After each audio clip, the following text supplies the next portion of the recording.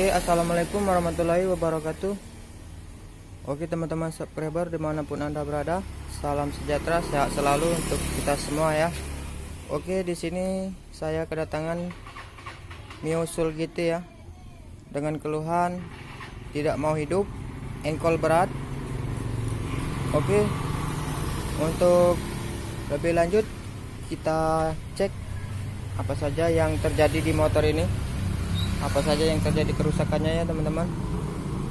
Oke, ini saya sela dulu ya. Nah, di sela terasa berat dia ya teman-teman. Untuk di bagian oli coba kita lihat dulu. Minta tang tolong. Kita cek di bagian oli ya teman-teman, apakah olinya ada. Ini keseringan biasanya motor ini berat, kadang-kadang olinya sering kosong ya, telat ganti oli. Coba ambil obeng kecil. Oke, kita cek dulu di bagian oli ya, kita lihat. Nah, ini olinya ada teman-teman. Oke, olinya ada, tetapi motor ini berat, engkolnya berat.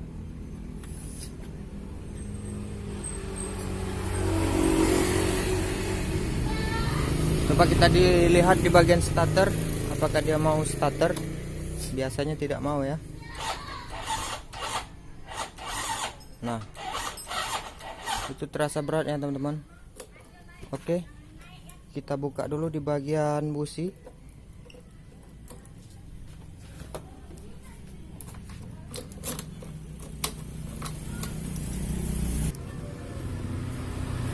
Oke, kita buka dulu businya ya.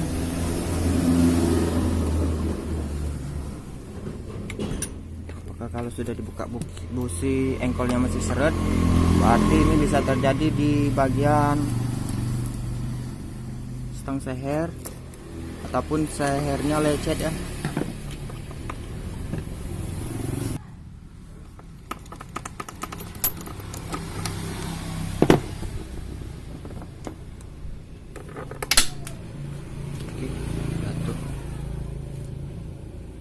Nah, ini busi sudah kita bongkar ya. Oke, coba disela lagi. Bagian engkol sudah dibuka.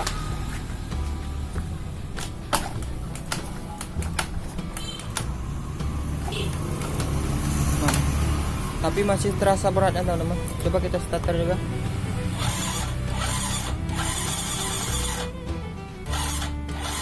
Nah, masih terasa berat ya teman-teman. Oke, untuk lebih lanjutnya kita buka di bagian bak CVT. Kalau di bak CVT kita bongkar, kita putar puli rumah rollernya masih dia terasa berat, kita lakukan pembongkaran di bagian kop silinder ya, atau kita cek di bagian blok. Oke, kita bongkar dulu ya. Untuk membersihkan durasi kita bongkar dulu. Kita skip dulu ya teman-teman. Oke teman-teman, di sini sudah saya bongkar ya. Nah, diputar untuk ke belakang masih terasa berat ya. Ke depan berat juga ya. Nah, biasanya ini sudah dilepas busi, ini sudah dilepas busi ya teman-teman. Masih terasa berat. Ini sudah saya bongkar semua ya. Panbel sudah saya lepas. Nah, tapi terasa berat. Oke teman-teman, untuk lebih lanjutnya, untuk lebih jelasnya kita bongkar di bagian kop silinder atau bloknya ya. Oke, untuk itu kita bongkar dulu ya.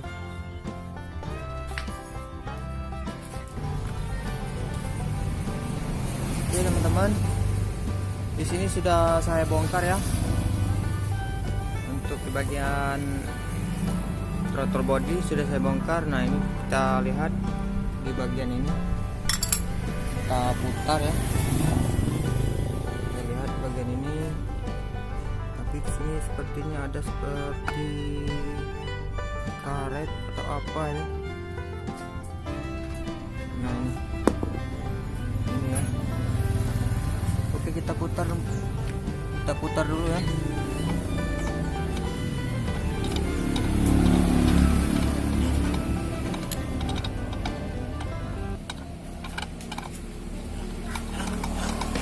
Nah, itu terdengar suara ada kotok itu ya. Oke, kita buka semua ya teman-teman. Untuk lebih jelasnya kita bongkar semua apa saja penyebab motor Mitsubishi ini terasa berat ya. Oke, simak terus ya, jangan di skip biar tidak salah paham ya teman-teman. Oke teman-teman, di sini sudah saya bongkar ya. Nah, ini jadi penyebabnya di piston. Motor lewat lagi. Motor ini di pistonnya lengket ya teman-teman. Tapi lengketnya di reng mana ini ya? Ini nggak mau keluar ya teman-teman. Nah, tapi waktu dipasang dia tidak bisa mutar. Oh, ini tidak bisa mutar lagi kalau sudah dibongkar gini teman-teman ya, maaf ya. Tapi waktu masih dipasang untuk tekanan di engkol atau di sela dia masih bisa. Nah, ini ternyata di bagian bloknya ya teman-teman. Ini lengket ya. Oke, ini kita usahakan kita bongkar dulu ya teman-teman.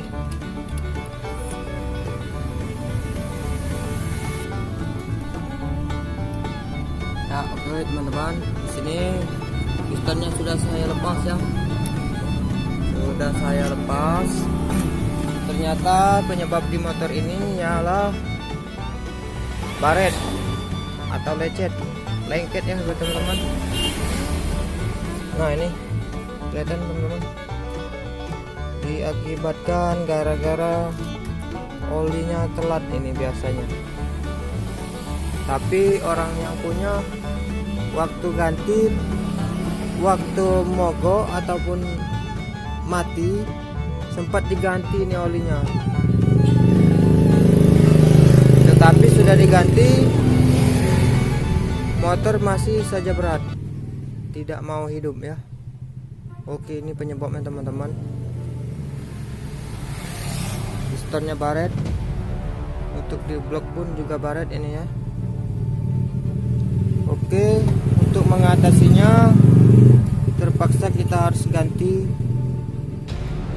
piston set dan blok karena motor ini tidak bisa di quarter ya teman-teman. Nah, untuk teman-teman yang belum memahami, kita dicek dulu ya untuk di bagian olinya naik atau tidak ya, dengan kita putar gini aja ya. Nah, ini olinya naik ya teman-teman. Oke, untuk pengecekannya itu olinya naik, berarti di bagian pompa oli tidak terjadi masalah. Yang terjadi masalah gara-gara telat ganti oli atau kelamaan ganti oli. Nah, di sini pun sudah saya bongkar ya teman-teman, untuk mengecek kalau ada yang di bagian yang lepas ataupun apa ya. Oke, kita belikan dulu bahan-bahannya.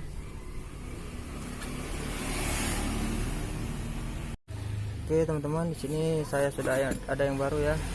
Nah, ini yang baru, pakai yang oris, usahakan ya teman-teman. Nah, di sini piston setnya saya belikan ya. Oke, lanjut kita pasang ya teman-teman. Perhatikan cara memasangnya ya. Oke, di sini kita pasang ya teman-teman. Di bagian ini jangan lupa untuk pengecekan oli sebelum memasang rem piston, kita putar begini. Kalau olinya keluar, nah sudah keluar, baru kita pasang ya. Baru kita pasang piston remnya. Nah, sini pak dulu kita masukkan.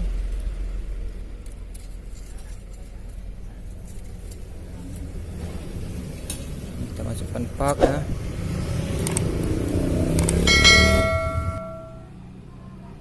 Oke, di sini kita pasang teman-teman. Untuk pemasangan reng di sini intinya jangan searah ya di cowakan ini. Nah, jangan searah atau bisa juga berlawanan ya. Jangan disearahkan ya. Oke, kita pasang. Kita kasih oli dulu supaya mudah masuk. Oke, di sini sudah saya pasang klik ya. Pasang dulu klik di sini. Lalu kita pasang. Nah, gitu ya. Lalu kita pasang ski.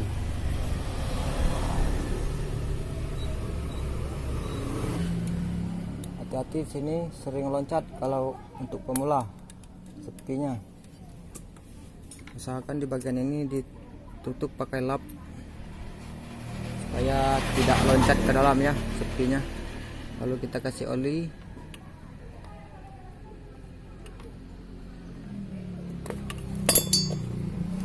Lanjut kita pasang bloknya. Untuk blok kita kasih oli sedikit.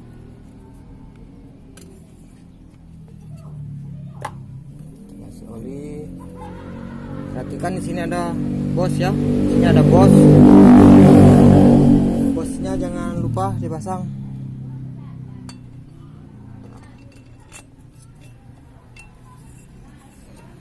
Kita pasang. Kita pindahkan dulu posisi kameranya ya. Oke, ini sudah saya pindah kamera. Jadi untuk pemasangan di sini ini ya teman-teman. Nah, kita tekan, lalu kita goyang-goyang ya. Oke, masuk.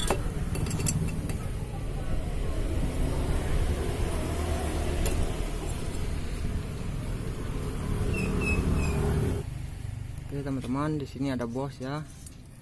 Ini ada bos. Ini ada bos ya. Bosnya 2. Nah, di bagian bawah ada 1. Nah, pak Lexel. Oke, ini. Oke, lanjut kita pasang Dexel ya. Nah, ini Dexel. Ini sudah saya sekir ya. Usahakan kalau sudah ganti blok disekir. Dan untuk di bagian seal klep harus diganti juga ya. Oke, di sini tidak perlu untuk dilem karena sudah bersih. Oke, lanjut kita pasang.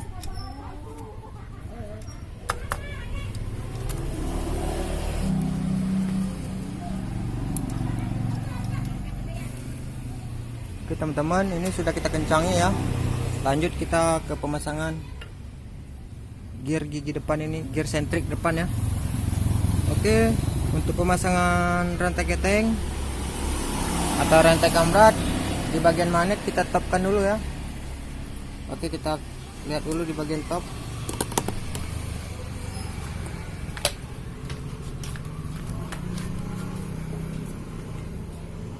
Oke, bagian top. Nah ini ada garis ya. Ya lihat teman-teman ya. Ini saya pakai obeng. Nah di sini ada garis. Di sini ada tanda panah. Kita paskan ya. Itu titik mati atas itu ya. Oke, kita lanjut ke bagian. Kita lanjut ke bagian Dexel untuk pemasangan rantai keteng. Oke teman-teman, di situ sudah titik mati atas ya, top di magnet ya, garis tadi. Nah kita lanjut ke bagian pemasangan rantai ketengnya di gigi sentrik ya. Untuk pemasangannya kita topkan di sini ya. Garis ini harus bertemu dengan garis ini ya. Ya teman-teman ya. Yang di lubang ini ada garis ya. Harus sejajar dengan garis ini nanti ya. Oke, untuk langkah awalnya ini kita kendorkan dulu ya di bagian klep ya. Oke, yang bawah sudah kendor. Jadi ini usahakan harus bebas ya. harus longgar ini. Nah setelah dia longgar kayak gini, lanjut kita pasang gigi sentriknya ya. Oke teman-teman, perhatikan ya cara pemasangannya.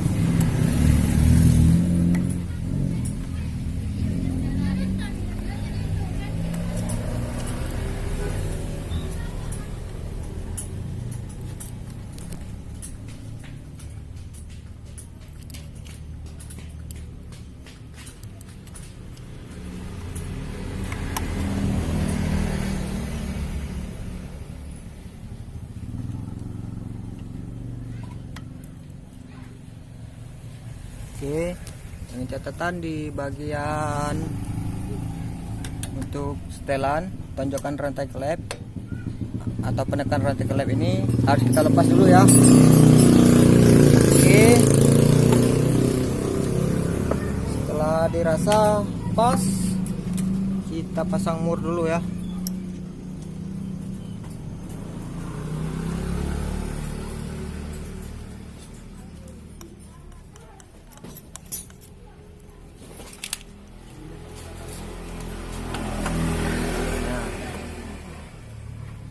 Pasang tonjokannya ya. Nah ini kita pasang tonjokan dulu ya, kita kendorkan dulu.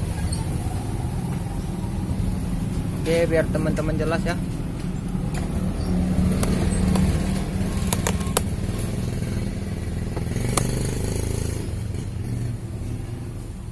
Nah ini garis ini ada garis di dalam itu ya. Nah, oke, kita pasang penekannya dulu. Oke, kita kencangkan ya teman-teman, dengan kita tahan di bagian magnet, kita tahan ya. Nah sudah kencang, kita pasang di bagian, kita pasang kop ini, tetapi sebelumnya kita setel dulu ya klepnya ya, kerenggangan klepnya. Oke, kita setel dulu klepnya ya.